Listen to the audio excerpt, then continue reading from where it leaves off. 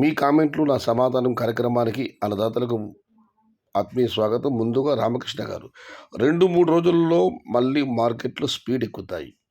చిన్న speed breaker ముందుకు పోతాది అని నా అంచనా. ఈ వాతావరణం కొనసాగాలి. అప్పుడు రేట్లు ముందుకు పోతాయి. ఎండలు కాయకూడదు. పొడి వాతావరణం ఉండాలి.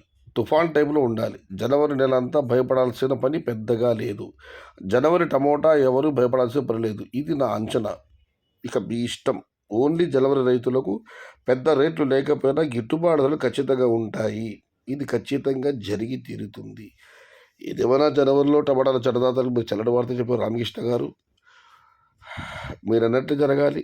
ఆ దేవుడు కరుణించాలి. తదాస్తు దేవతలు దీవించాలి. ఇక మనం మరొకటి పరిశీలిస్తే రామకృష్ణ గారు మరో కామెంట్. నిన్న ఈరోజు మోడం మూసుకుని ఉంది. ఇలాగే మూసుకుని చలి వాతావరణం ఉంటే టమోటా రేట్లు పెరిగే ఛాన్స్ ఉన్నాయి. ఇంకా 20-25 రోజులు భయపడాల్సిన పని లేదు. వాతావరణం సహకరిస్తుంది రేట్లకు. ఇది నా అంచనా. మొత్తం మీదైతే అన్నదాతలపైన అమృత జల్లు కురిపిస్తున్నారు రామకృష్ణ గారు. ఇక ఆదిగా రామకృష్ణ గారు ఒకసారి ప్లాంటేషన్ చేసినాక రైతు గుడ్డిగా వెళ్ళిపోవడమే, లేదంటే మొదటికే మోసం వస్తుంది. ఆయన మరో కామెంట్ కూడా ఉంది. మా ఫ్రెండ్ ఒకతను జనవరి 10 ప్లాంటేషన్ చేస్తున్నాడు. నేను ప్లాంటేషన్ చేయొద్దని చెబితే 200 అమ్మితే చాలంటున్నాడు. దీనికి మీ సమాధానం. ఆది గారు, జనవరి 10 ప్లాంటేషన్ చేస్తే మార్చి చివరికి పంట చేతికి వస్తుంది. అంత దూరం ఎవరు చెప్పలేము కదన్నా. రామకృష్ణ గారైనా అంతే. ఇక రంగస్వామి గారు, అన్నా ప్రతి మార్కెట్లో సరుకు తక్కువగా ఉంది. రేట్స్ ఉండకపోవడానికి కారణం చెప్పగలరా? అన్ని మార్కెట్లో సరుకు తక్కువ ఉంది కానీ మరీ తక్కువ ఎక్కడ లేదన్నా. ఏ మార్కెట్కి ఎన్ని కాయలు కావాలో అన్ని కాయలు వస్తున్నాయి. అక్కడి వ్యాపారస్తులకు అవి సరిపోతున్నాయి.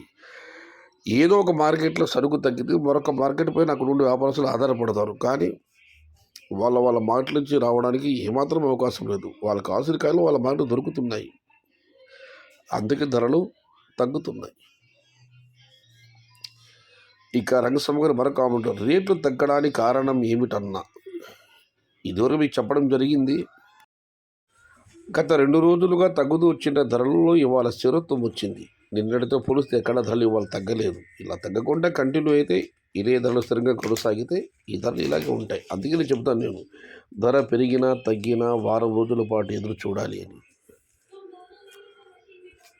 సురేంద్ర గారు, మరో స్క్రీన్ మీద ప్రైస్ వేయండి. క్లియర్గా చెప్తున్నాడు అన్న ఆయన 4 భాషల్లో. 1050, 170, 1050,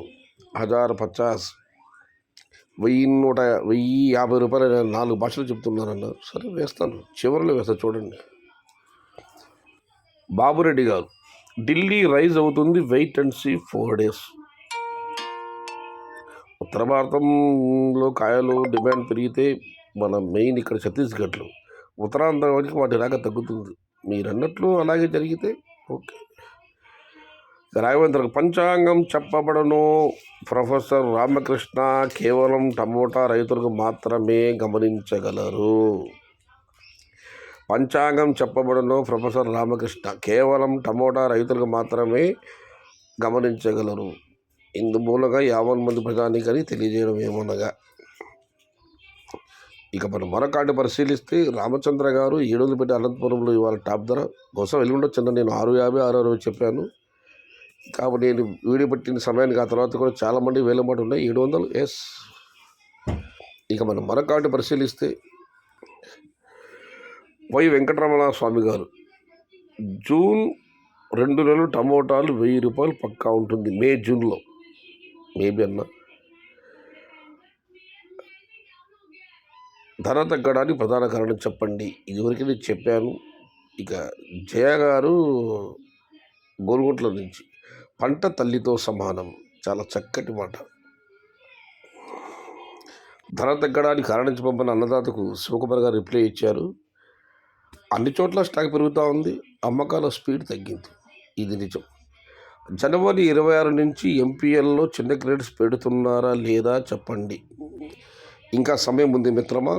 మండీ యజమానితో మాట్లాడి మీకు సమాచారం తెలియజేస్తున్నాను. రామకృష్ణ చెబితే అమ్ముతుంది, లేకపోతే లేదు. రాఘవేంద్ర గారు, ఈ నెల 3 వరకు 23 వరకు వర్షాలు ఉన్నాయి అని మొదటి కామెంట్ పెడితే లేవన్నా వర్షాలు ప్రస్తుతం ఏమీ లేవని ఒక అన్నదాత రిప్లై ఇవ్వడం జరిగింది. 3 డేస్లో మళ్ళీ మార్కెట్ స్టాండ్ అవుతుంది లచ్చిరెడ్డి గారు.